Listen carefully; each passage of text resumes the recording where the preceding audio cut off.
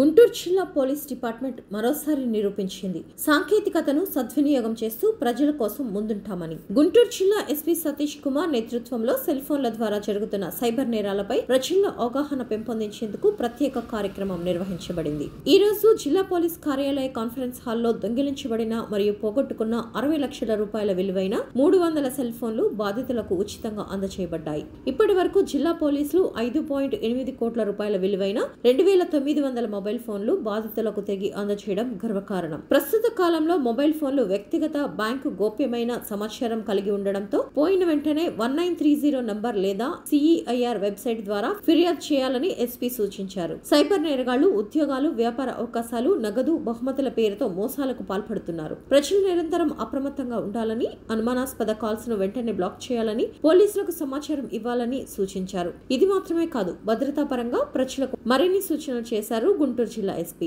ప్రయాణ సమయాల్లో LHMS సేవ ద్వారా సీసీ కెమెరాలను అమర్చుకోవాలన్నారు. ద్విచక్ర వాహనాలకు wheel lock, GPS tracking system ఏర్పాటు చేసుకోవాలన్నారు. ఈ ఫోన్లకు రికవరీ చేయడంలో IT core CI Nissar Basha, head constable Kishore, constable Sridhar, Manasa, Karimulla మరియు CCS హెడ్ కానిస్టేబుల్ రమేష్ ను ఎస్పీ ప్రత్యేకంగా అభినందించారు. జిల్లా ప్రజల భద్రత, ప్రజల పరిరక్షణ కోసం గుంటూరు జిల్లా పోలీసులు నిరంతరం ముందుంటారని ఎస్పీ స్పష్టం చేశారు. సైబర్ మోసాలకు గురికాకుండా అప్రమత్తంగా ఉండండి.